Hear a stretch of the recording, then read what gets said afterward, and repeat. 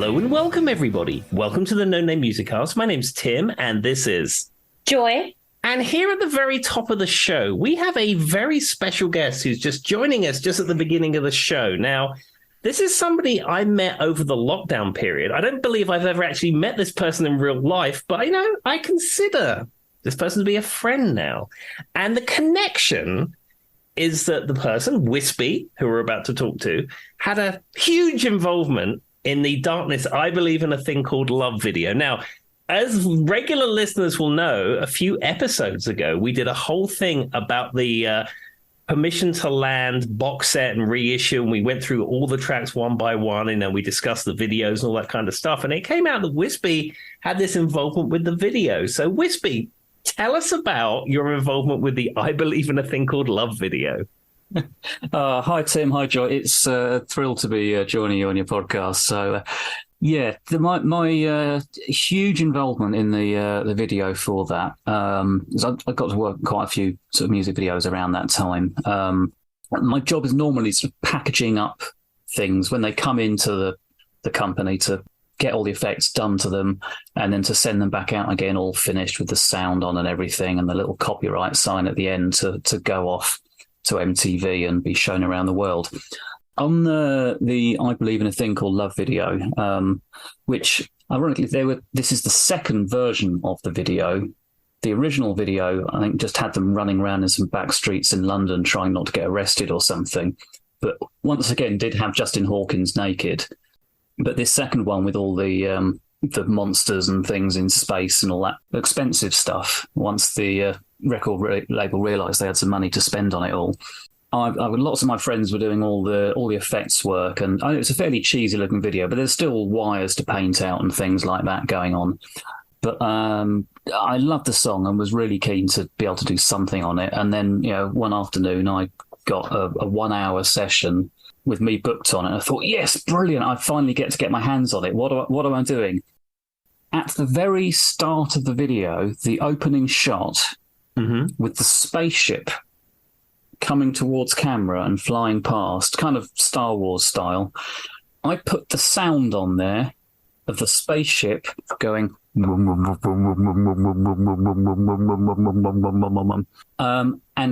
I got to make it pan across from left to right so it sounded more dynamic and like it was crossing frame.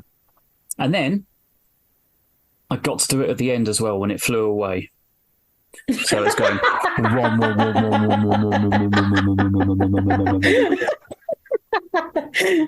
So now every time, but it's kind of fun that it's the beginning and end, because now every time you hear it, that's the first thing that comes to mind and how you end it. Yeah, I get to bookend it with my small, slightly pathetic and embarrassing claim to fame on that. So I take it you didn't have anything to do with the original video, because I've recently got the Permission to Land Again box set, and it's got all like remixes and original versions of songs and unreleased stuff, but it has a DVD on it and it has all the promo videos, but it has that very first video, the one that you spoke of, and it does look like it was shot on a camcorder. Yes, that they look like they'd stolen off someone, quite frankly. Yes. I think I've seen that video once. I think because I sometimes had to put show reels together for the directors or for artists and things like that. So I think that one had come through and I'd put that on this director's show reel about, I don't know, probably 2 months before the nice glamorous version came through. So I'd seen it very briefly and never on air. So it warmed my heart to see that was on the box set. I was curious to know if it ever made it to air, so you answered that. Well, it might have been distributed, but I don't think it got a whole lot of airplay. And then all of a sudden, they went massive really quickly. And they threw money at it, and that obviously paid off because they were everywhere. Do you know one funny thing that's in the box set when they're talking about this video is, like you say, Justin Hawkins was naked in the video. And if you watch all the promo videos, I think he's naked in all of them. I think he probably is. Certainly around that time, he did have trouble keeping his jumpsuit on. Yeah, and the funny thing they say is, I forget who writes it. The box set comes with like a little book that tells about their story, and it goes through some of the background of some of the videos and live performances and stuff like that. And they talk about Justin Hawkins being naked in this video, and they say, luckily, not much processing power was required to pixelate his private parts. Yeah. Wispy's just like, dang, I didn't have to do that. Oh, no, I didn't get to pixelate his junk, unfortunately, or fortunately, whichever way it is. So I don't know what it looks like underneath the pixels. I did recently have to pixelate some junk for a commercial. The actors were actually wearing flesh-coloured underwear.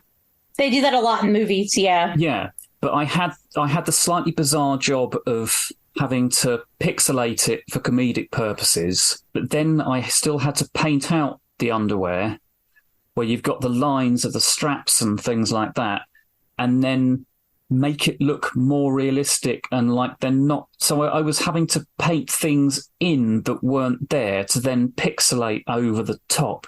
It was very, very weird, and it feels like you're like, I would rather them just be naked from the get-go. Yeah. I this isn't quite where I saw my career going this far down. Painting on artificial hair in questionable places to then pixelate out over the top of it. And it's on TV all day, every day now, this commercial. So that's to haunt you forever. Yeah, there we go. So is it mostly these days commercials you're working on, or is it music videos still, or what is it that's the bulk of the stuff that you do? It's mostly commercials these days, mostly TV stuff, but a lot of it does go global. A lot of it is for the American market as well, so that's exciting. So I've just done a large advert for a well-known burger franchise that's quite large around the globe, and lots of it's probably on air where you guys are now, in fact, with lots of clips of different movies and TV shows that mention the brand name. Now every time I see commercials, I'm going to be going, I wonder if Wispy worked on that. Yeah, and I'll be back working on American stuff in the next week, so goodness knows what that's going to be, but I'll find out. There we are. Do you still have to work on East Coast time? Usually, yeah. Yeah, so it's not completely alien chatting with you guys now whilst I'm in London and it's gone midnight. There we are. And we're sitting here at 7:18 p.m. We're just, getting into our evening. I know how to rock a Friday night.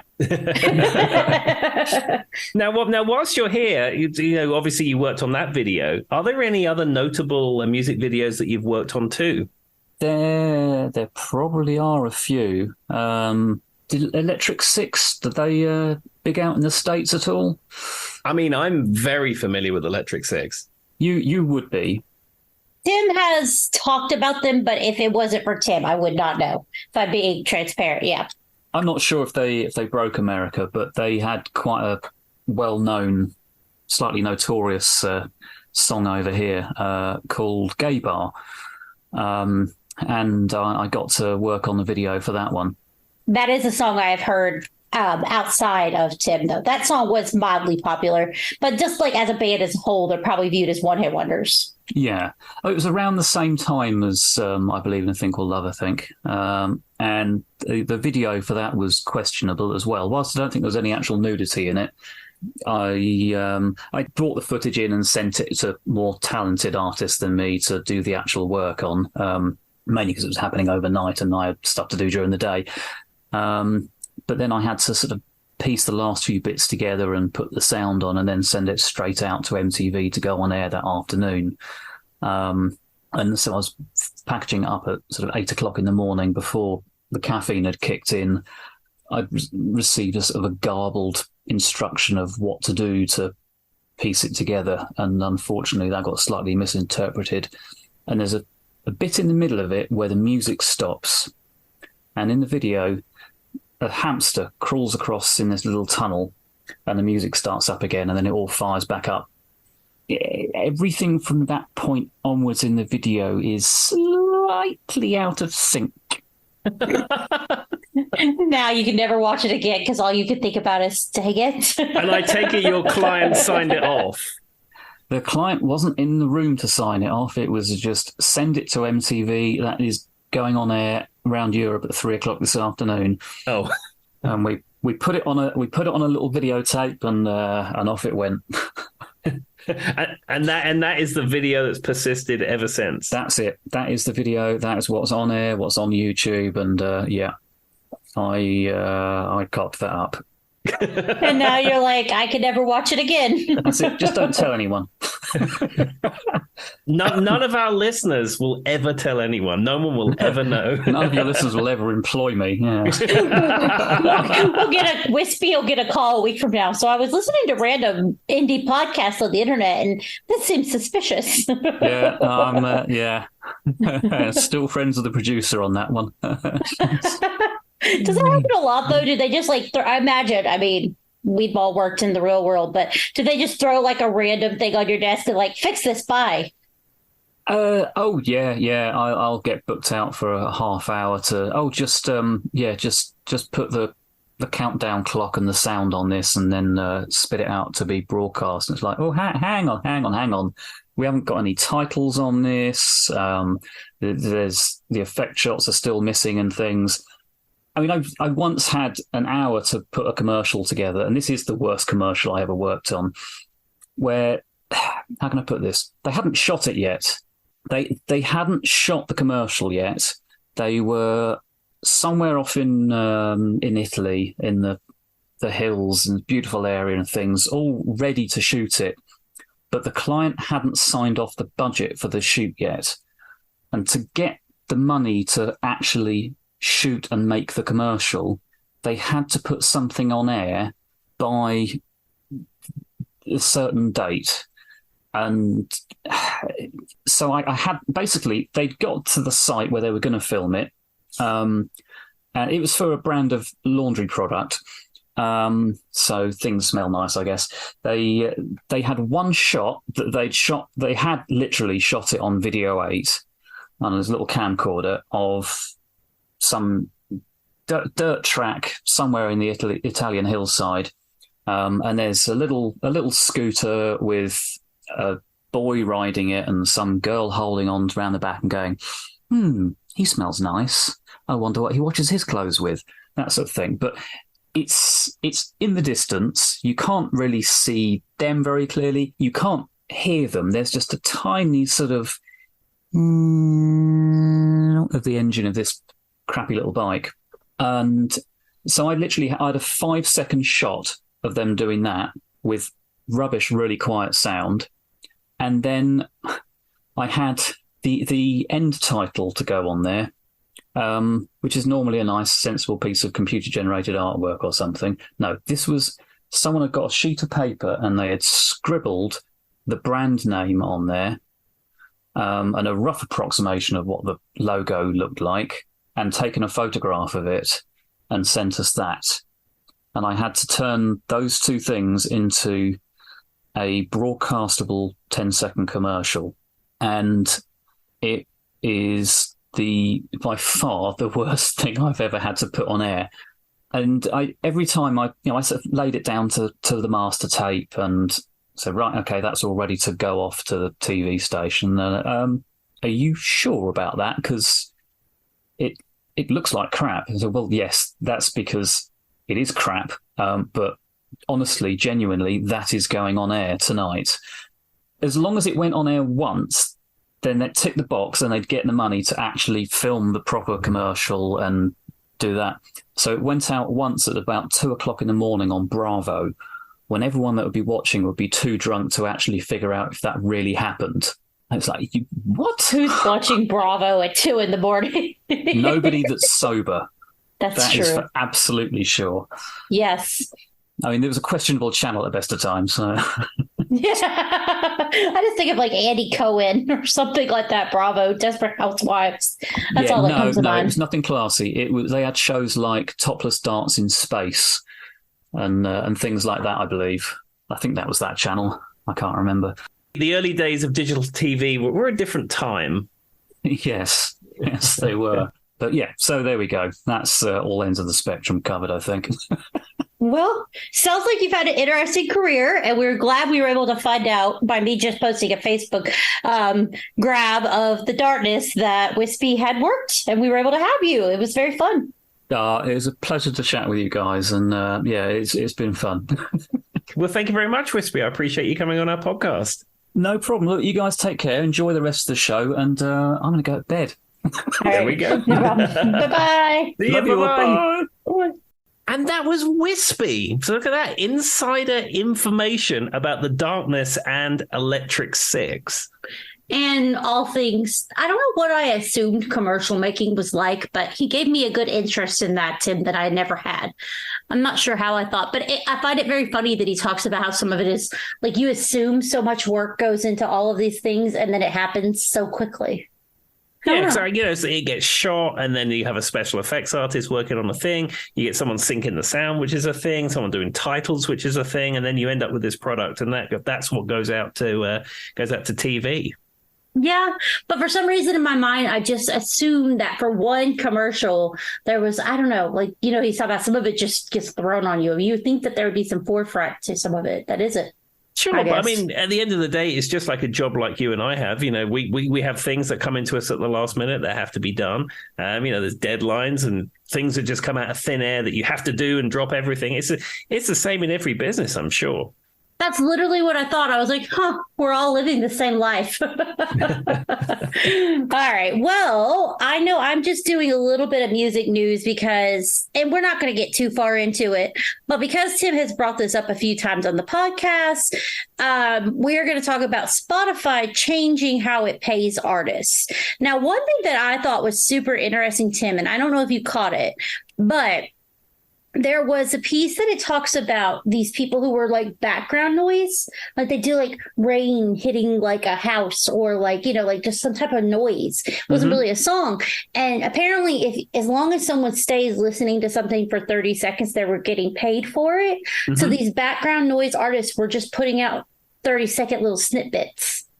Did you know that? I thought that was interesting. I wouldn't have ever thought about that. No, I mean, I know that there's background noise and white noise and like rain sound effects and all that kind of stuff because sometimes Hannah will sleep to that. Yeah. And I mean, I listen to like sleep stories where they tell you like a story, like a relaxing story to go to sleep to. But I just thought it was funny that in a way they had kind of like frauded the system by only putting little 30-second snippets out. Yeah, there's also the same thing about getting your film rated. So apparently, if you send, I don't know if it's the same in the United States, but it's certainly is the thing in the UK. So like if you have a film, you have to send it to the British Board of Film Censors. And the British Board of Film Censors, there's a fee for that. And then they will watch the film and then they will give you a rating. So whether it's PG, 15, 12, 18, all that kind of stuff, all of the various film ratings. So they get people literally submitting stuff which is like paint drying on a wall that's 7 hours long, and then they submit it to the British Board of Film Censors, who have to watch the whole thing beginning to end. That sounds terrible, but I kind of find it funny at the same time. Yeah.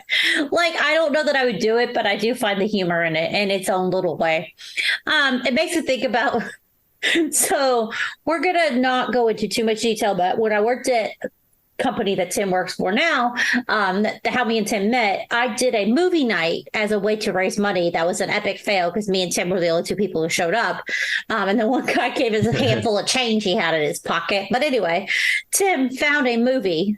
We were not going to talk about how he came into said movie, but Tim looked at me and said, I've watched through it as much as I can enjoy it, but I will not be held accountable if anything weird pops up. Because he did not want to watch 3 hours of this kid movie. Exactly. Well, it came from an unreputable source, but I think it was okay.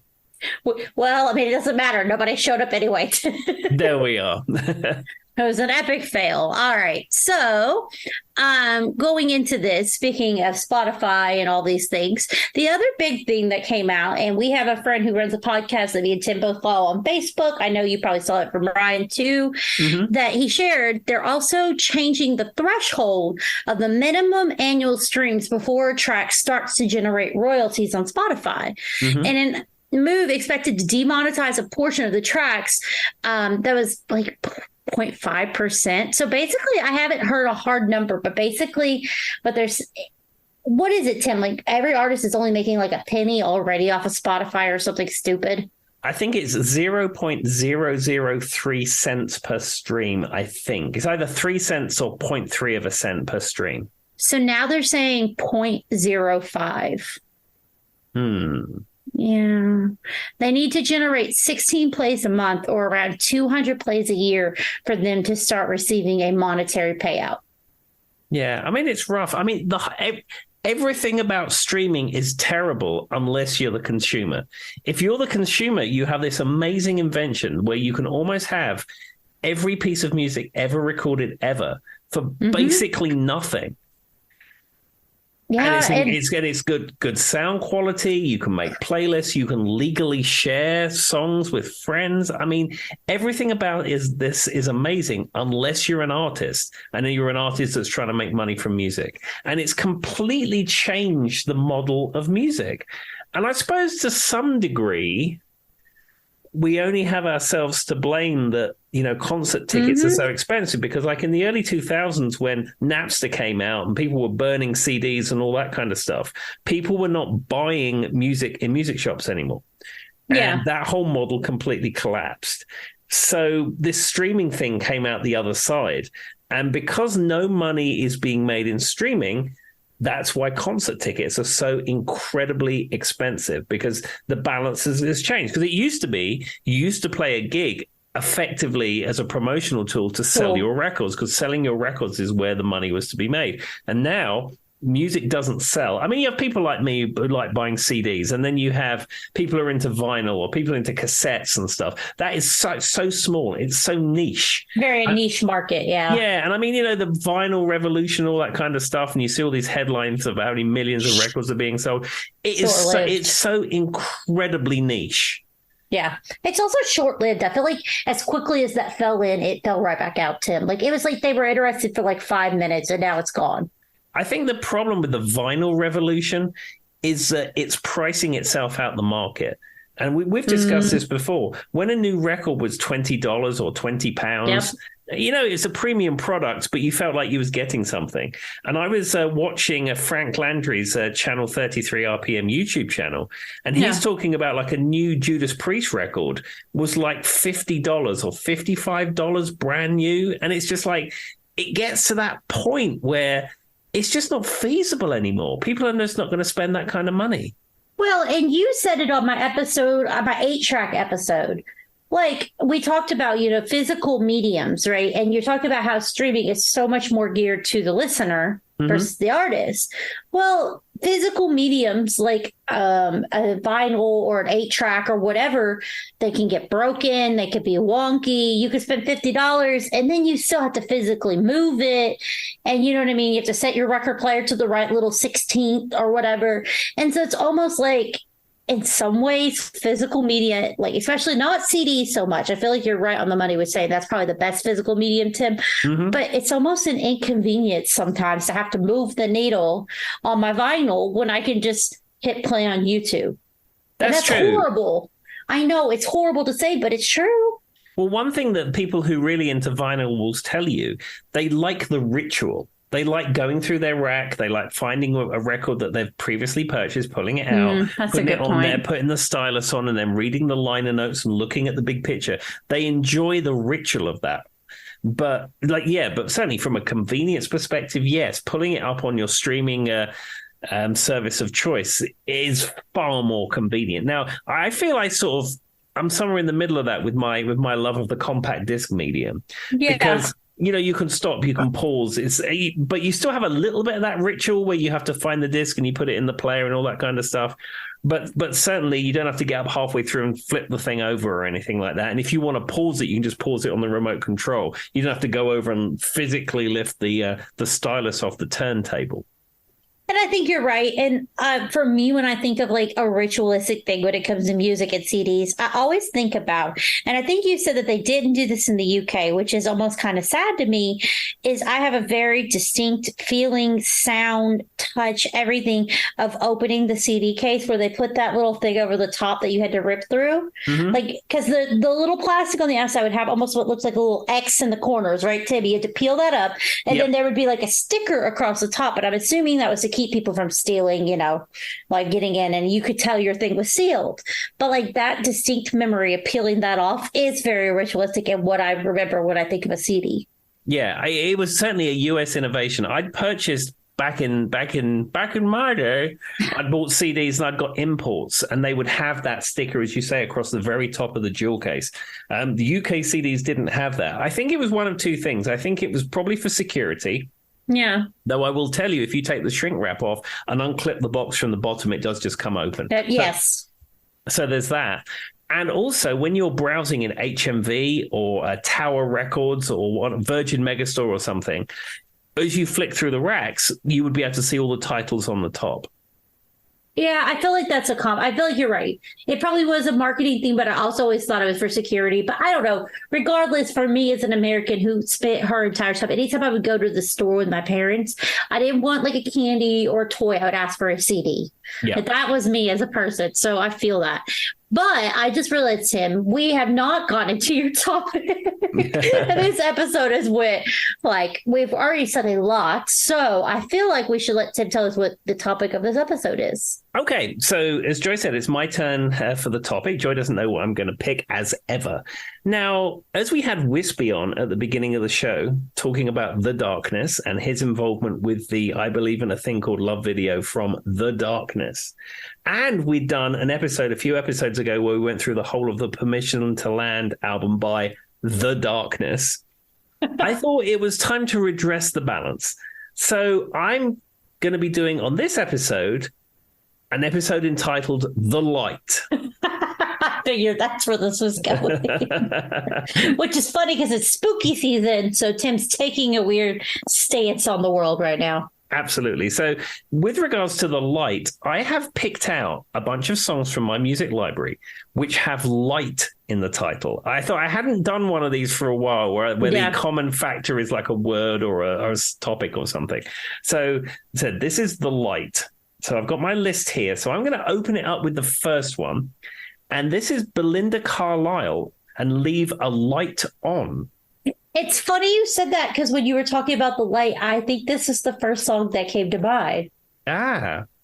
Because it's not what you guys think. It's not like I'm a huge Belinda Carlisle fan. I mean, I am, but it's not like I think of her every day. It's because when I worked at Kroger, the song played all the time. And she does have that. I mean, I always think of her with the red hair in this video, the curly red hair. It's very pretty. But that Take My Hand, Tell Me What You're Feeling right at the beginning. I would be sitting at Kroger and it'd be quiet. I'd be in my office. And then I know I just hear Take My Hand, Tell Me What You're Feeling on repeat every day. Now, do you know an interesting fact about this song? What's that? The guitar solo on the song, which is a slide guitar solo, is played by George Harrison. Oh, I mean, I don't know that I would have ever realized that, but it's not that shocking. I don't know, though, because what time frame did this song came out, Tim? I mean, this is 90s, I believe. I can look at the credits. Let's have a look. Show credits. Let's give the people the real information. It doesn't actually say. Dang it. Well, actually, there you go. 1989. It's from the album Runaway Horses. Well, I guess that makes sense because George died in 2001, something like that.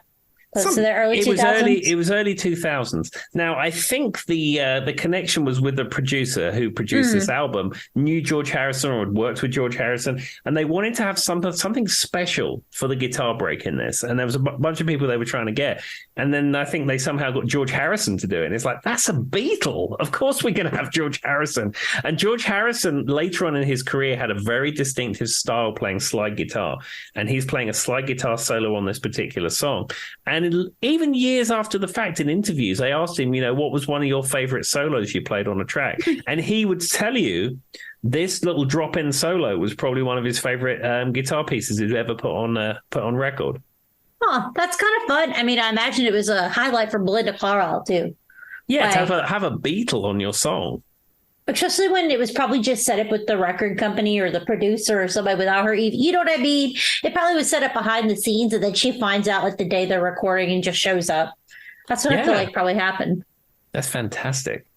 Oh, I didn't know that. Look at you, Tim, teaching me things I never knew. With my various rock facts. What was it Wispy said? The memory.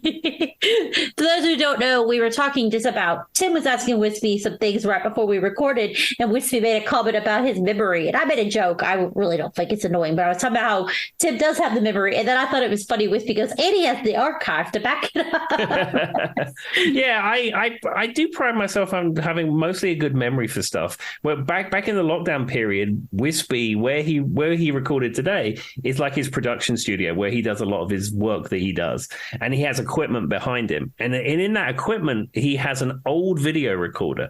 And in the UK and Europe, we had a system called Philips Video 2000, and it came out about the same time as VHS, and it was very unique in so much as the tapes recorded on both sides. So you'd have maybe 3 hours on one side, then you flip the tape over and you have 3 hours on the other side. It was a system that was invented by Philips, and it was wildly unpopular. Technically, it was far superior to VHS. I was going to say, it feels like it would be advanced. Yeah, it was far superior technically to Betamax or VHS in as far as picture and sound quality. But the problem is that Betamax had already faded. VHS had already become the default home system, and then they came out with this Philips Video 2000, and it was only a very niche amount of people that had it. We had Philips Video 2000, and we only got VHS very much later on. And I remember when we got VHS saying to my dad, do you flip it over so it records on the other side? And he said, no, it just goes on one side. And I was like, really? Well, I feel like you had a little bit of advantage in your audio visual kind of things because of what your dad did for a living. But it is kind of interesting to me. Do you feel like if it had came out before VHS, it would have caught on? Or do you feel like people were already just like VHS is a thing and they ignored it?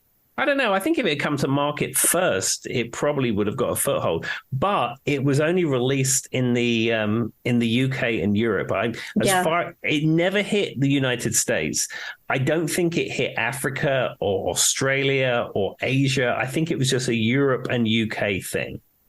Very interesting. I mean, I wasn't 100% sure what Tim was talking about. He was talking about in this little segment, you see Wispy pan up to a bunch of IT things and Tim going, da-da-da-da-da, and Wispy going, oh my gosh, you remember that? Yeah, because I remember him telling me that he had a Philips Video 2000 and it was a Grundig because we had a Philips. And I remember that from the lockdown. And we had that conversation once at 3 a.m. 3 years ago. Was it 3 a.m. our time or 3 a.m. their time? It could go either way. It could have gone either way. But anyhow, I remembered that. Those were some weird times. All right, moving along. Okay. So the next track I have is by Manfred Mann's Earth Band from their album The Roaring Silence. And this is Blinded by the Light. I mean, so this song is one of those songs that I feel like it's been used in every TV show, commercial, like anything that kind of insinuate almost like an 80s feel. I don't know. It just feels like a song I hear everywhere a lot. Yeah. The other thing is, of course, this is a Bruce Springsteen song that was covered by Manfred Mann's Earth Band. And it's got that line in it wrapped up like a deuce. And it's deuce, not douche. which is a point that we have to point out. Another runner in the night. But I will say, for me, the definitive version is Manfred Mann's Earth Band. It's not.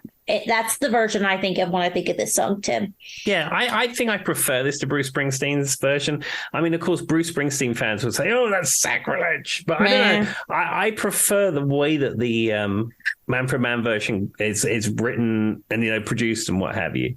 Well, I would say like this is probably mid 70s, early 80s. I don't know for sure. Whereas the Bruce Springsteen version was early 70s ish.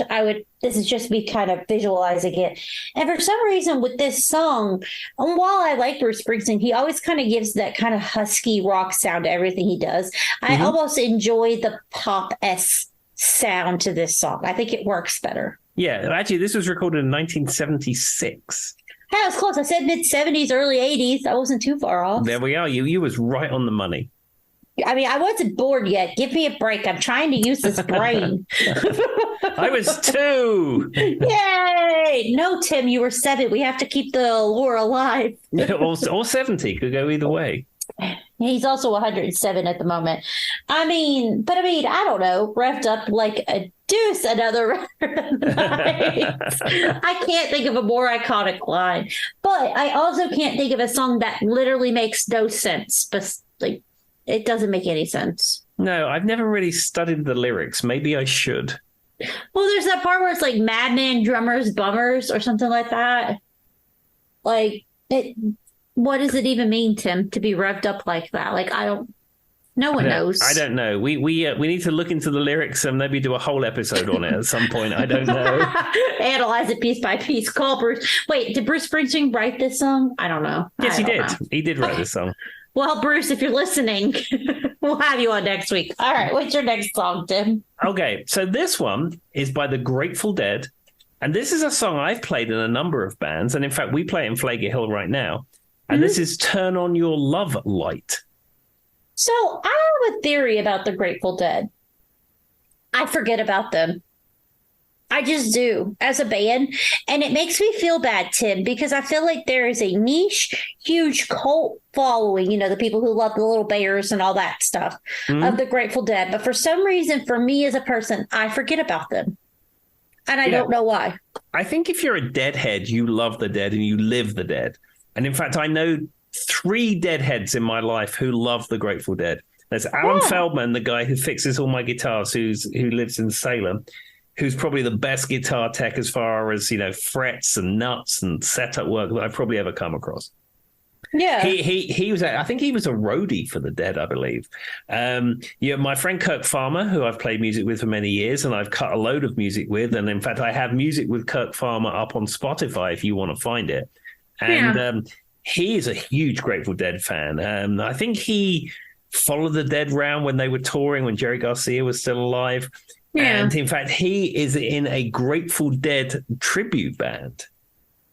See, and I know there are so many people that I've seen. Like, I have met people with Grateful Dead tattoos who live, eat, breathe, have all the vinyl, have the little bears, have like all the little like skulls and all that stuff. But for some reason, as a band, they're just not a band that comes to mind for me, Tim. And here's a question for you. What genre do you feel like they are? Because I know you're going to instantly say rock, but I feel like they also are rhythm and blues.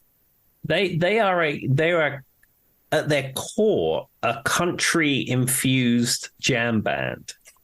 That's a great way to say it, because like my brain can't. People want to associate them with like a rock band, but I feel more of like a rhythm and blues, which plays into the country thing more than I hear like rock. Yeah, they are more country infused. As they sort of went down the road a little bit, they were maybe a little bit more rocky. But if you listen to early Grateful Dead, it is very countrified. And to go back to what you were saying about tattoos, the other person I know is Chris from Flake Hill, the bass player. He loves the Grateful Dead, and he has a huge Grateful Dead art piece on his arm.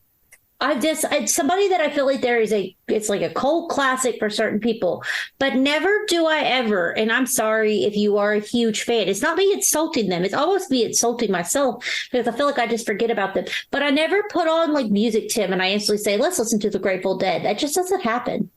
Well, unless it's like Casey Jones or Shakedown Street, or there's certain Dead tracks I really like. But, I'm not into the whole bootleg thing that people are, whether every show has ever been recorded ever, and it's like, this one's from 76 at the Fillmore, and when Jerry does this, and then it's just that's I'm not into that.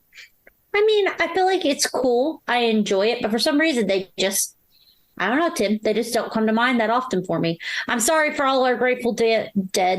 You're not dead. But if you are lovers of the Grateful Dead, I'm sorry. It's not to insult you. I just don't know why. It's just, maybe it's just history hasn't done them well. I don't know. No, I think there's a huge audience for them. And in fact, they've gone out as The Dead or Dead and Company. Yeah. And John Mayer is, in fact, fronting Dead and Company right now. Well, I think he was up till recently. Which is part of the reason why I don't ever want to go. But anyway, moving along. As we know, the genre John Mayer plays in is douche rock. Mm-hmm. He's blinded by a light over there, but anyway, he's just, but like some of the stuff he said about other people and anyway, this is not the podcast for that. But I'm not a John Mayer fan. Like, I like a few of his songs back in the day, but as a person, he's not my favorite. There we are. Separate the art from the artist. Anyhow, let's move on to the next one. So this one is by Dan Hartman. Okay. And it is Relight My Fire. So here's my question on this, Tim. Dan Hartman was an American musician. I realize that. But I really don't know a whole lot about him as a person. So what do you know, Tim? Like, I've heard this song, but I can't tell you anything else. I know that he had another song called Instant Replay. I do know. Yeah, I mean, I was curious. Do you consider him to be like a one-hit wonder? Two-hit wonder, I guess. I honestly don't know. I know nothing about Dan Hartman. Oh, here you go. During the 70s, Dan Hartman was a member of the Edgar Winter Group, was also in Johnny Winter's band for a time. He's a successful musician that supported artists diverse as Ian Hunter, Stevie Wonder, and Todd Rundgren. Interesting. I've heard this song and I've heard the other song you were talking about just generally, but he's not like, if you're talking to people, you don't hear people go, "Oh, did you hear about Dan Hartman?" Like, I don't know what happened to him. No, I'm sure he probably got into production and songwriting and is living or I assume he's still with us. I hope he's still with us. But I'm sure he's living. Apparently, he's not, Tim. He passed away in 1994. Oh, sorry, ghost of Dan Hartman. I apologize. I was Googling him as Tim was saying that, guys. I didn't know that off the top of my head. But it says he was born in 1950 and passed away in 1994. American rock musician and a multi-instrumentalist. There we are. Well, we salute you. Rock in peace, sir, for relighting our fire and an instant replay. All the light things, fire light stuff. Exactly. Well, let's move on to the next one. Let's not dwell on Mr. Hartman. Hartman. So this is a song which I really like, and I don't know whether you even know it, but I'm going to say it anyway. Okay. This is Starlight, and it's by the Supermen Lovers. Maybe I'm Googling it, guys, because that doesn't even sound. It sounds familiar, but I don't know that I love. Was this a UK band though? Like, you feel like it was popular more there? It's from 2001. Okay. And it's kind of dancey, I suppose, though it has a very strong male vocal all the way through. And it's famous for the video. Okay, I've seen this video with these creepy characters before. Yeah. And the guy with the nose, and there's a spaceship that comes in and comes out and stuff like that. One little guy looks like an alien, looks like a mouse playing the piano or something. That's correct. Yeah. I don't know that I would have ever known. I feel like, and don't quote me on this. So early, you said 2001. That's like when, the internet was becoming what it is now, sort of. Mm-hmm. Like, I feel like I've seen this on like YouTube and stuff when YouTube first started, and like people have like did little stitches of it. Mm-hmm. But like, I don't know that I would have ever known that this song was with that, but I've definitely seen these graphics before. Okay. Well, this is a song I really enjoy. And I haven't listened to it for a while, but when I was compiling this list for this episode, as I was compiling, I put it on, and I remembered how much I liked it. Oh, well, I'm going to have to give it a go because it does sound. I visually remember seeing that online, like in the 2000s, but I wouldn't have known where it was from, if that makes sense. Got you. Look at you, Tim, teaching me things that I know, but I didn't know, but I did know, kind of. Move along. Moving along. Okay, so this is by Al Jarreau, and this is the theme tune to the TV show Moonlighting.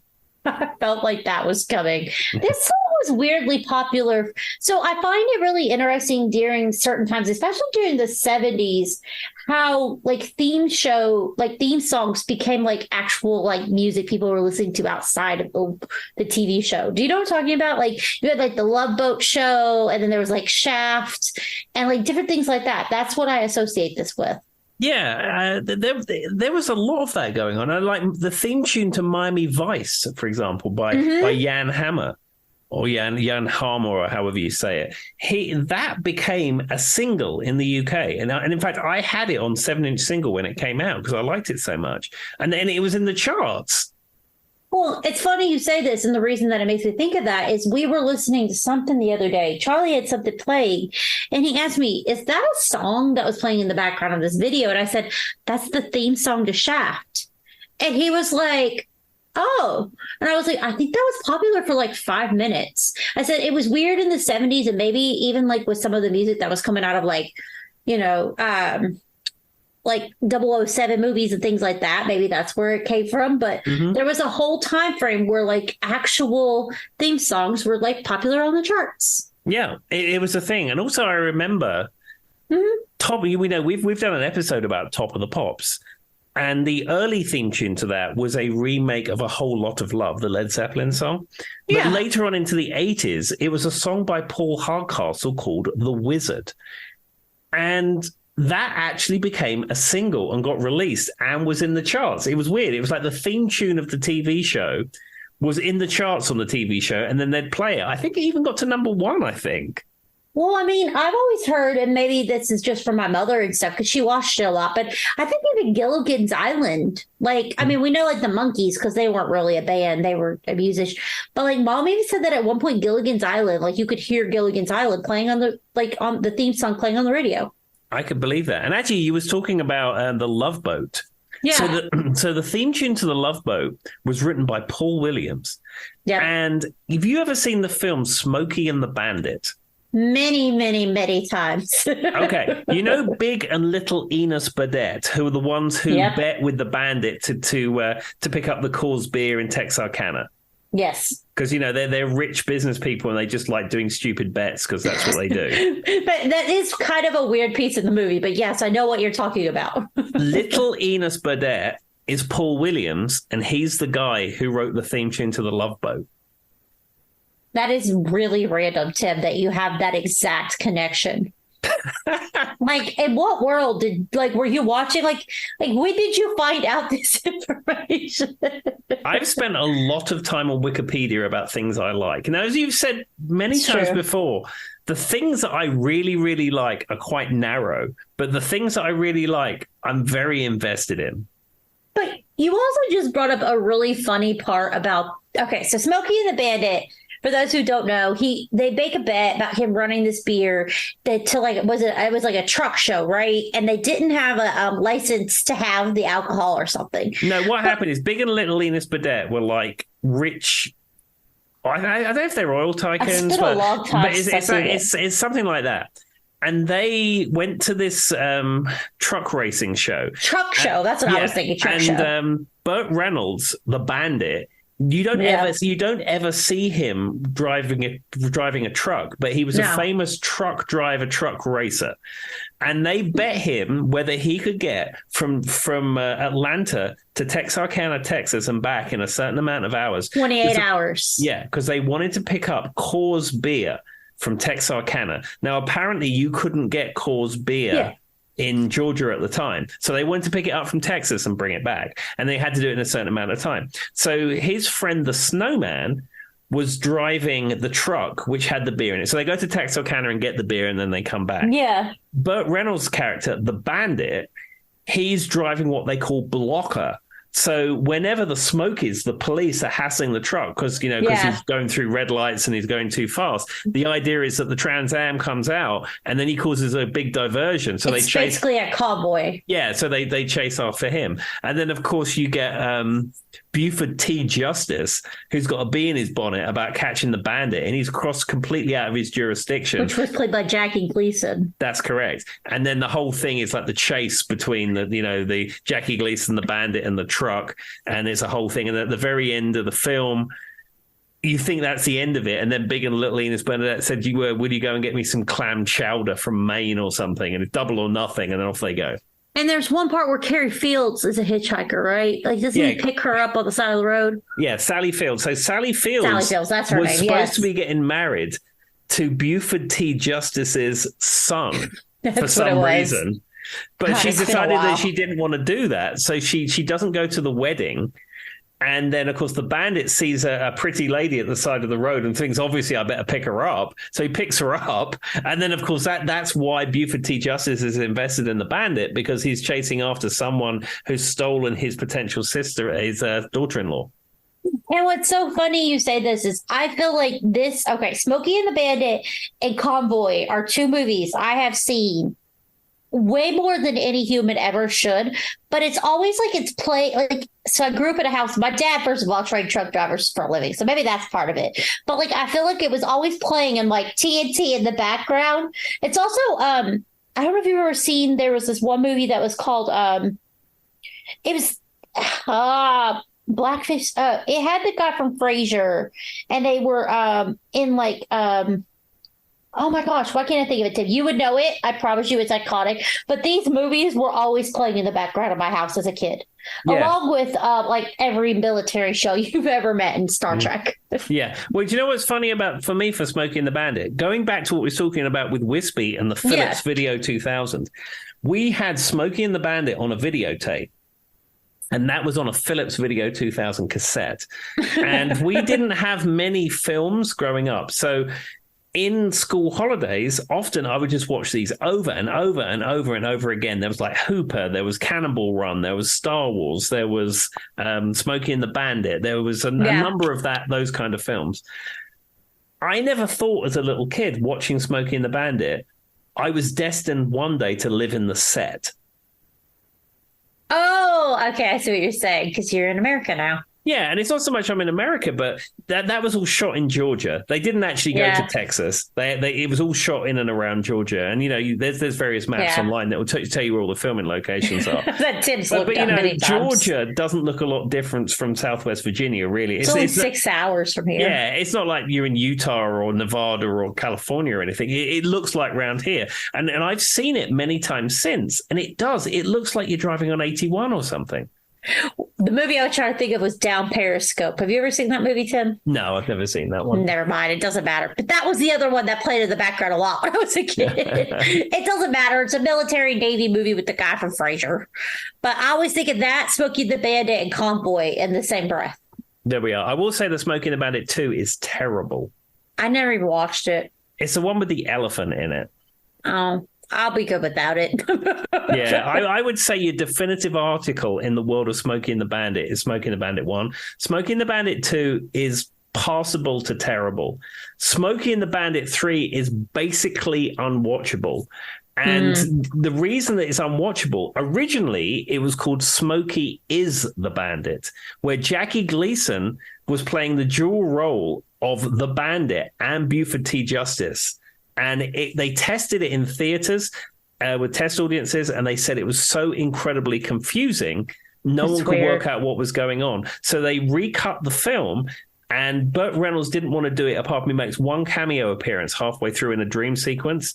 But they recut it. So the snowman is now the bandit driving a Trans Am. And the interesting thing, he's not driving a 77 Trans Am, the classic Smokey and the Bandit Trans Am. He's driving a third generation Trans Am, a 1982, which is exactly like Kit. Huh. That's kind of funny. I thought, Tim, you also said something that I thought was humorous that I've always thought. I like how when we were talking about Smokey and the Bandit, you're like, and the Bandit used to be apparently a truck driver, but you never see him drive a truck. No, you don't. That's the legend of the Bandit, because at the very beginning of the at the very beginning of the film, they play a song called the Legend, and it's sung by Jerry Reed. Of course, Jerry Reed played the Snowman. And he also performed at Eastbound and Down, the song. Yeah, absolutely. He's all over the soundtrack. I have a vinyl copy of that soundtrack, the original pressing of it as well. But yeah, the Legend song that in the opening titles, they talk about the legend of the Bandit being a truck driver. But nowhere in Smokey and the Bandit do you ever see him driving a truck. All you ever see him driving is the iconic 77 black on gold Trans Am. I mean, I had never thought about it till you said it, but it's true. And now I have Eastbound and Down stuck in my head, and I will be singing it for the next 7 years. You guys have no idea how many times I've heard that song. Well, I tell you what, we're going to do what they said can't be done. Eastbound and Down. I can't not hear it, Tim. It's kind of like Convoy. It's the same thing for me. I can't not hear it. But anyway, moving along, I do not even remember what started the Smokey and the Bandit conversation. Were we talking about a song? Oh, God. Who can say? Let's do another light song. What do you say? Anyway, moving along. What's next? Okay. So this is by a band called Top Loader. Right. This is actually a cover version, and this is a song Dancing in the Moonlight. I'm very familiar with multiple versions of this song because, it's been played and done about three. How many versions? I can think of at least three. Oh, goodness me. I mean, there's, the original probably is a definitive version, but I mean, there's been so many covers of this over the years. But with that being said, this song is kind of a staple. Let me restate this. This was a staple in my house growing up because my parents have always really been into disco. They've really been into like beach music or almost like, I don't know what genre you want to call it, but think like Fine Young Looking Glass, Brandy, that kind of sound, singing about your windows being down and going by the lake or something. It's what us music aficionados call the super sounds of the 70s. That I don't know, whatever the super sounds of the 70s. But this is a song that I've heard. I mean, like I said, it played nonstop in my house as a kid, but I'm talking of the original version, of course. Now, I find it interesting you picked the Top Loader version. Is there a reason you picked it, or is it just your favorite? Well, it's just one that I remember when it came out. It was at a time when I was playing in the band Moroccan Soul. It was around the time I was getting into running cheesy discos in conjunction with Moroccan Soul. And it's for me, it's just a song that sort of that was around in that era. And it just sums up that era for me, really. Because that would have been late 90s. Now, obviously, I'm thinking of the King Harvest version is what comes to my mind most of the time. Mm-hmm. But it just has that soul that I grew up on. So, I probably heard this song 1,000 times, singing in my sleep. And I imagine, and I could be wrong, I imagine it's been played in every movie since the beginning of time, and the royalties on it are phenomenal. Yeah, I'm sure whoever wrote that is doing very well off the back of Dancing in the Moonlight. Which, to be fair, there's only like 5 songs in it. 5 lyrics in it. We get it almost every night when that mood seems bright. It's a big and, supernatural device. Everybody's dancing in the moonlight. That's literally every verse to the song. Well, I mean, what more do you need, really? Could you imagine, though, like those 4 lyrics? You're now a billionaire for the rest of your life, Tim. That's all it takes. That's all it takes. There we are. I just need to... I need to concentrate more on my songwriting, I think. I honestly swear that I have a theory that producing, songwriting, like to own the rights to music is the way to go nowadays. Like it has to be. That has to be how these people are making money. And then also being like a session musician, so you could be used in many different places. But I feel like those 3 things, man, those are key. There we are. Well, we're doing something wrong. Me playing in a local cover band, I don't think that's necessarily the fiscal thing to do. I don't know. I don't know. We've talked about it, Tim. I swear to you, when it comes to music, you could put a great staff in front of me and I'll music my way through it and understand it, at least like auditorily, right? Mm-hmm. But to write a song is mind-blowing to me. I do not have that skill. I just don't. I don't know what it is. It's a different skill. It is a very different skill than just being a musician. Sure. And as I've said before, I have written some songs, but I'm not terribly good at it. But I'm good at collaborating with other musicians. So if someone needs a collaboration, Tim needs a little bit of money in his pocket, you guys can talk. There we are. I can do remote recording from here. I've played on albums that I've recorded from here. I've got all the equipment here. I can send you all the stems you need. I mean, I can send you a DI guitar, whatever you need. And he's very good at a click track. If you give him the song, he's right there with you. Or if it's a song you've written, just send him a few just a little sample. He'll figure it out. It's fine. It'll be fine. Give you some options. Anyway, but back to the point is that song has been used since the beginning of time, and it's got like 3 different versions, and it's an amazing song. But I feel like, is it played in a lot of cover bands, or is it kind of hit or miss? I've never played it in a band. Really? Because I feel like it feels like a song that would be played along with your like Under the Boardwalk type thing. I could see that, but as it stands, of the bands I've played in, I've never played it.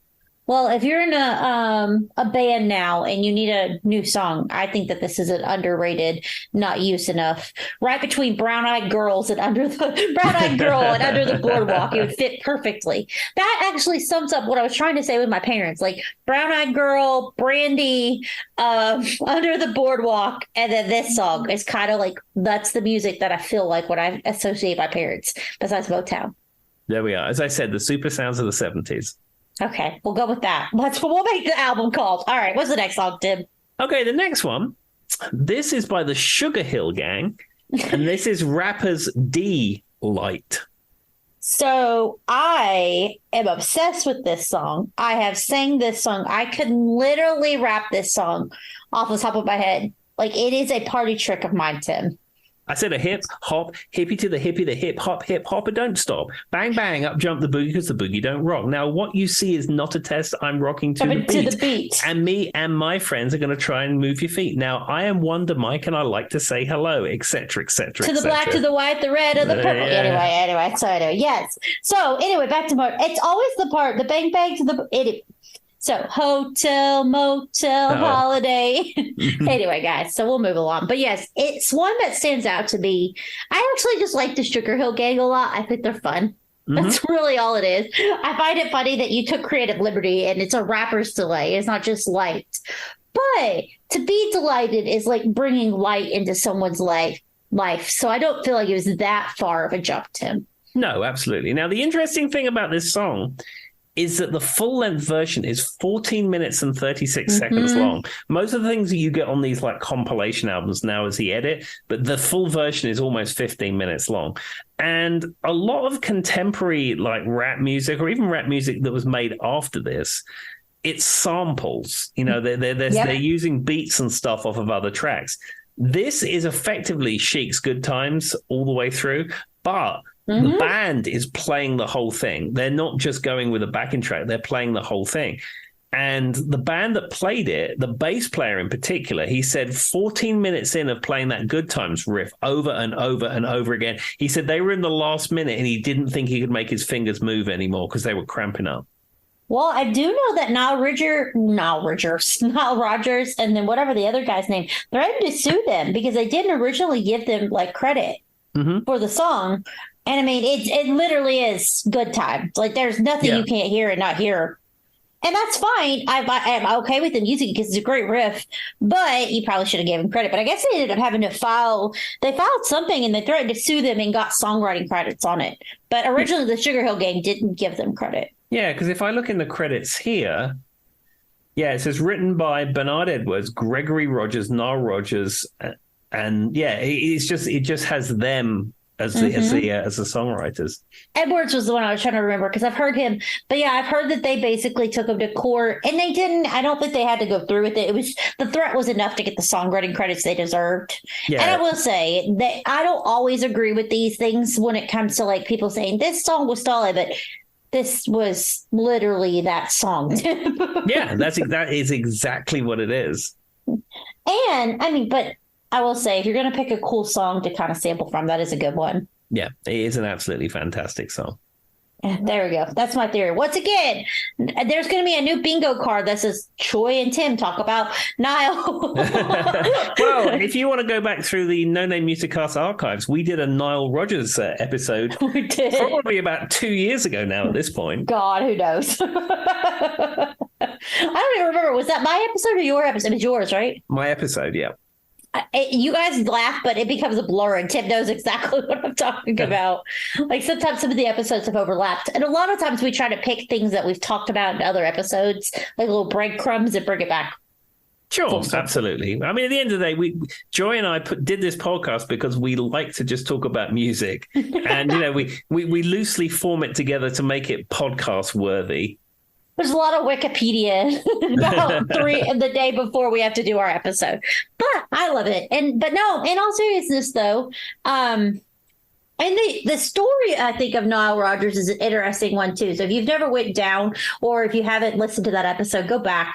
It's very, very interesting. And I can never think of Chic without thinking about them trying to get into, what was the Studio 54? Yeah. That's how they became, that's literally how their claim to fame came. They didn't get into the club. There we are. All right. Anyway, moving along. Go back and listen to that episode if you want to. What's our next song, Tim? All right, so this one is a band which we've spoken about before that are considered in the United States to be a one-hit wonder, and that would be the Norwegian band a-ha. Yeah. And you were saying earlier about how some of these like film songs become, hits of their own. Mm-hmm. And this is from the Timothy Dalton era James Bond film, The Living Daylights. And this is the song, The Living Daylights. And it is interesting you say that because while generally a-ha is considered which I can't hear now without thinking of Tim's Alan Partridge reference, but anyway, for those out there who know what I'm talking about, if you know, you know. But I do know this song, and I don't even know if I realized that was the band that was singing it because I knew it from the James Bond movie, but I wouldn't have associated with a-ha. Yeah, a-ha! Thanks, Tim. I can't not hear... Until someone says it now, all I hear is him going, "Aha!" And as we've said before, Morten Harket, the singer from a-ha, is an electric car advocate. Huh. He's super into electric cars.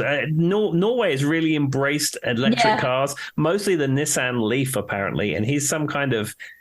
So he has something to do with like there was some kind of taxes if he had an electric car and he parked his car somewhere and then it got towed away and then it was a whole thing and then he got, he was supposed to go to jail and he didn't go to jail and then this tax got lifted. It's a whole thing. It's a lot about one car getting towed. But I do know that as far as, they're concerned, Take On Me, they actually either didn't like it or never want to play it again. I've heard that they're tired of the song. I would imagine so. Yeah. It's kind of like Simple Minds, that one song that, what is it? Don't You Forget About Me. Which was also in a movie, obviously Breakfast Club. They said they don't ever want to play it again. I imagine that's what a-ha, but from what I've heard is a-ha says that Take On Me started to grind on their nerves. And I feel like, Tim, if I was a musician, that would be me. Because I get burnt out of songs. So, like, if I have to hear them on repeat, I'm done. There you go. This is why I'll never make it, Tim. There we go. Even if and it kind of sucks though. I would imagine if you pour your heart and soul into writing this song just to eventually get burnt out of it. Yeah, where it just becomes too much. There we go. Well, if we actually have somebody who has wrote and produced a song that made it into the big wigs, please let us know how that goes.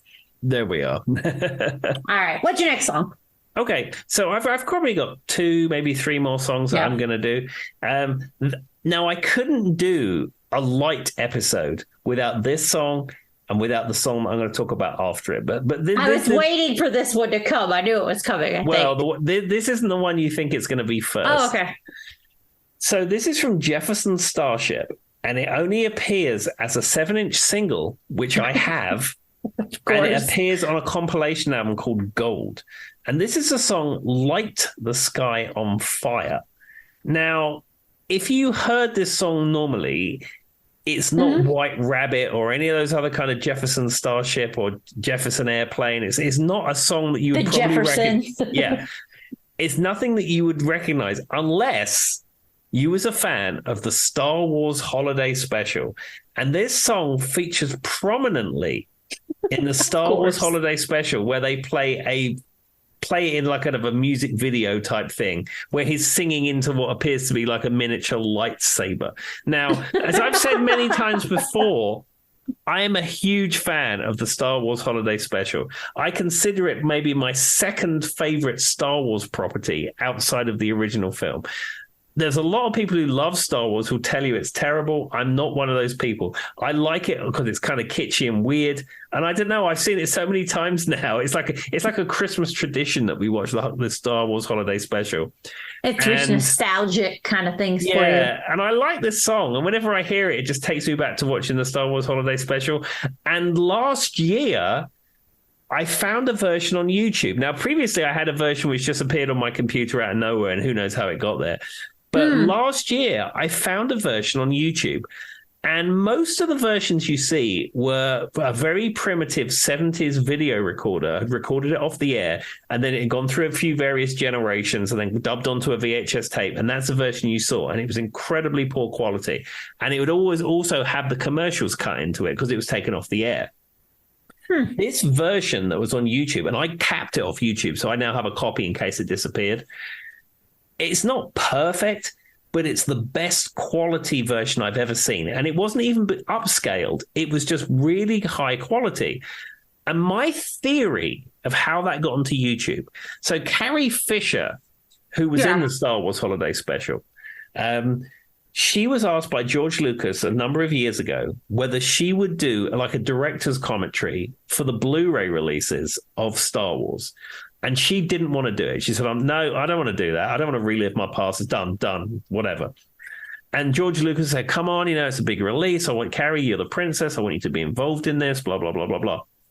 And then she decided the only way that she would do it is if George Lucas would give her a DVD copy of the Star Wars Holiday Special.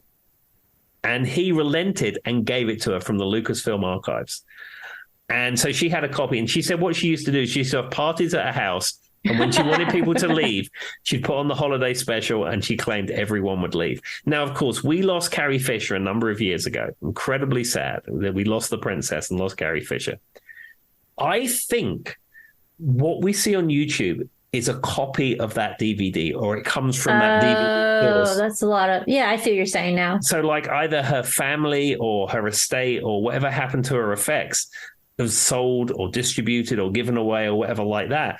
I think that is where it came from because it's the best quality one I've ever seen. And it certainly looks like it's DVD quality. Oh, what an interesting story, though, Tim. I don't know that I would have ever known that, but it's such an interesting thing. And I find it funny that she seems, I like her as a person, first of all, even though I'm not a Star Wars fan. Me and Andy are still in the same camp for those who know what that means. But Tim knows what it means. With that being said, I find it very interesting because I like Carrie Fisher, and she had a kind of like a personality that I could imagine doing that. Yeah, she's an incredibly funny lady, very quirky, funny lady. And she used to be on Twitter, and she used to write replies exclusively in like emojis, and it was really hard to follow. And she even liked one of my Twitter posts one time. Hannah got me for my birthday an R2-D2, a huge inflatable R2-D2. Yeah.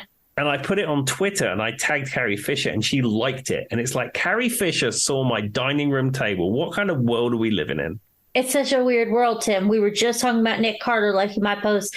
Tim's got Carrie Fisher, the world. Like one time it was, what was it? I really got liked by, there was this famous YouTuber I liked. I know her name was Glozell. I freaked out when she liked my post. But then there was, what is the country singer? Dang it. Hold on, Tim. I can't think of his name, his full name. And someone out there is yelling at me right now, and they're going to be mad. Waylon Jennings. His son liked my Twitter post one time. Yeah, I had a completely random Twitter post liked by Dwight Yoakam. It wasn't even music related. It was something completely weird that I posted. And it's like there's a like on it. It's like, what? Dwight Yoakam? What? Well, I don't even remember because like you were saying, it wasn't anything related to music or like I don't even remember, but Shooter Jennings, I think it's his name, or something along those lines. He liked it. And I was like, what the world just happened? And also, I once had a picture of my Christmas tree liked by Candy Staton from Young Hearts Run Free fame. Now, I hadn't tagged her in it. It's just, I had a picture of a Christmas tree, and the Instagram algorithm picked it up somehow. And then there's a bunch of likes of people I know, and then it was like Candy Staton, and I was like, "What? Why is Candy Staton looking at a picture of my Christmas tree?" The world is a weird place, Tim. That's all I can tell you. There we are. Okay. Well, I tell you what, we're going to close this episode out, and I've saved the best light till last. Now, I think Joy probably knows where I'm going with this. Yes. This is from the album Back to the Light. The song is Back to the Light, and this is by Sir Brian. I can't even say it. I'm so excited Harold? I can't say it. Sir Brian Harold May MBE, or whatever his letters are after his name. He's got like 74 of them. It's fine. Yes. I mean, I find this, first of all, we've talked about Tim. If you go back and listen to the episode where Tim had me listen to this album, because I wasn't super familiar with it. And he says that for some people, it's a little bit heavy because it's heavy on the guitar side, because obviously it's Brian May. But I love this song, and the Back to the Light chorus with, like, I always talk about, I find it really fun because he does this thing, and Tim might be able to explain it more technically, where when it's doing the Back to the Light, it feels like the song opens up. Like, in a way, and I thought that was super cool. I still listen to all the songs you probably had me listen to, Tim. This one is probably the most that still plays a lot in my house. Okay. Well, I'm pleased to hear that. And also, I'd recommend checking out the video for this because it has a time traveler video where 2020 Brian May travels back in time to 1993 Brian May, and then they both appear on stage together. And it's very cleverly done, very well done. It's super interesting, and it's kind of fun to watch. Like, it's not just a good song. Like, it's actually fun to watch the video. And Charlie, I've talked about, my husband likes these big grandiose songs, like big kind of stuff. He loves the song. Well, really, he loves a lot of this kind of Queen Brian May thing for that reason, because they had a big orchestra type, thing going on. But I really I don't know how to explain it, Tim, but when it opens up into the chorus and it does the Back to the Life thing, it literally feels like, I don't know how they did it musically, but like the song opens up. Yeah, I can explain it. I completely get you. I know exactly what you mean.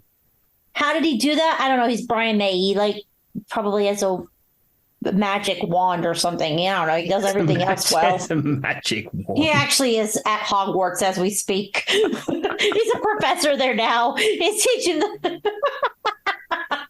Defense Against Dark Art class. Just add that to the list of things Brian May's done. Brian May can do anything. You know what it's like, whether it's stereo photography or saving animals or astrophysics or working at Hogwarts. writing rock songs. I mean, it's everything is within his remit. You guys heard it here first. Brian May is officially working at Hogwarts. He's now the Defense Against Dark Arts teacher, and it all makes sense how he keeps his hair so perfect. I've never seen Harry Potter, but I will take your word for that. It doesn't matter. Anyway, what else do you want to leave the people with, Tim? Just be incredibly kind to everyone you meet, and I highly recommend you watch the Time Traveler Brian May Back to the Light video. I second that. All right, bye-bye. Bye-bye. To remind me of another day to come.